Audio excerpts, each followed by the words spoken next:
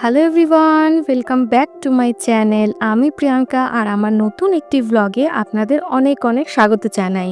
আজকে 15ই এপ্রিল মানে হচ্ছে নববর্ষর দিন। আজকে সকালবেলায় ঘুম থেকে উঠে জানলা খুলে দেখলাম বাইরে ওয়েদারটা খুব মেঘলা, রাতভর বৃষ্টি হয়েছে।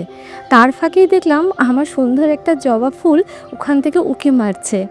যাই হোক, সকালবেলা উঠে আমার প্রথম কাজই থাকে জানলা খুলে বাইরেটাকে একবার দেখা, তাতে মনটা অনেকটা ভালো হয়ে যায়। এবং সকলকে জানাই শুভ নববর্ষ। এরপরে আমি যাব আমার ঠাকুরকে একটু দর্শন করে সোজা যাব রান্নাঘরে। রান্নাঘরে গিয়ে প্রথমে একটু চা খাবো। চায়ের ক্ষেত্রে আমি সকালবেলাটা গ্রিন টি খাওয়াই পছন্দ করি, আর বিকেলবেলায় আমি নর্মাল লিকার চা খাই। তো সেইভাবেই আমি বসিয়ে দিলাম চা।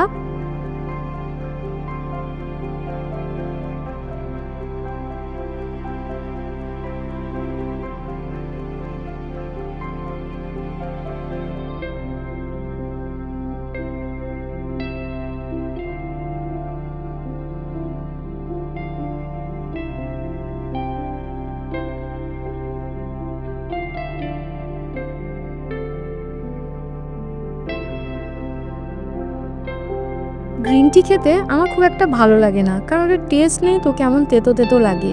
আর এর মধ্যে নাকি কোনো চিনিও দেওয়া যায় না, তাতে নাকি এর হেলদিনেসটাই চলে যায়। তো সেই হিসেবে শুধু খাই, মাঝে মাঝে একটু মধু দিই, কিন্তু আমার মধুটাও খুব একটা পছন্দ হয় না। তাই শুধুই আর কি গ্রিন টি গরম জলের মধ্যে নিয়ে খাই।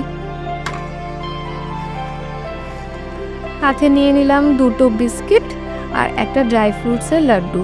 চলো তাহলে এই চা খেতে খেতে আর বাইরের সুন্দর মনোরম দৃশ্য দেখতে দেখতে সকালবেলায় একটু খেয়ে ফ্রেশ হয়ে নিই। তারপরে একটু বেরোবো। কোথায় বেরোবো দেখতে থাকো বলছি। চলো, শুভ নববর্ষ। এখন বেরিয়ে যাচ্ছি, একটু মন্দিরে যাব, দেন ওখানের ভিডিও দেখাচ্ছি। অনেকটা দূরে আছে, যেটা মোটামুটি আধ ঘন্টা লাগবে।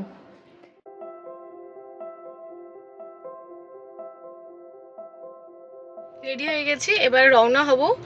আম, পুরোপুরি কিন্তু হাজব্যান্ড এখনও আসেনি, কারণ গাড়িটা একটু নোংরা ছিল, তো বলে একটুখানি পরিষ্কার করে নিই। তো আমি গাড়ির ভেতরেই বসে আছি।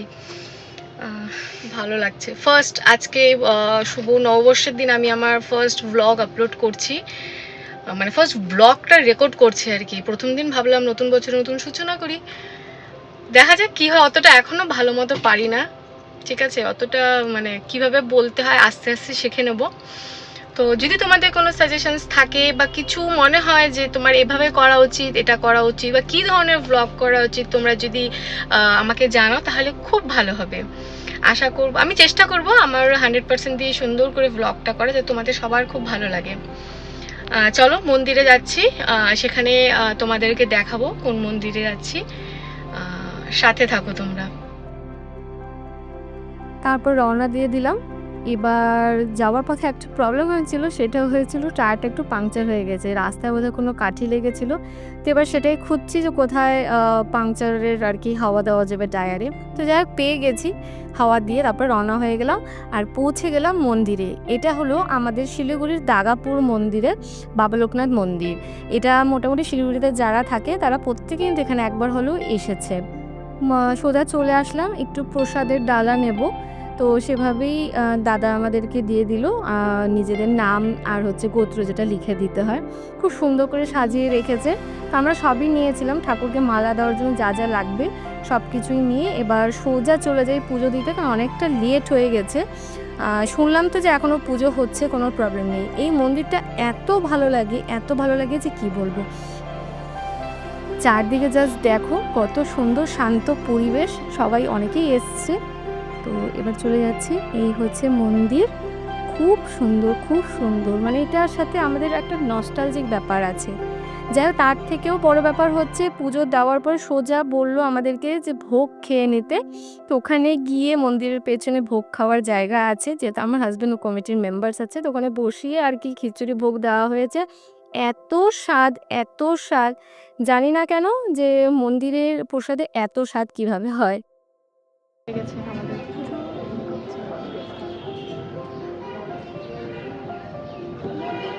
পুজো কমপ্লিট, ভোগ খাওয়া হয়ে গেছে, এবার চলে যাচ্ছি বাড়ি। বেরিয়ে পড়লাম, কারণ দেখলাম আকাশে আবার পুরো মেঘ করেছে, যখন তখন হয়তো বৃষ্টি নেমে যাবে। তাই আর রিস্ক নিলাম না। ওখানে ভেবেছিলাম আর একটু কিছুক্ষণ থেকে একটু রিলস বানিয়ে ফটো তুলে বেরোবো। যাই হোক অত সময় পেলাম না, তাড়াতাড়ি করে বেরিয়ে পড়লাম। আর দেখুন ঠিক গাড়ি অবধি পৌঁছাতে কিন্তু ঝুমঝুমিয়ে বৃষ্টি নেমে গেল। যাই হোক আর কি, আর কোথাও যাওয়ার নেই, বাড়ি যাই। বাড়ি চলে এসেছি। বাইরে ওয়েদার খারাপ, বৃষ্টি হচ্ছিল। তো দেখি বিকেলবেলায় কোথাও যাই নাকি।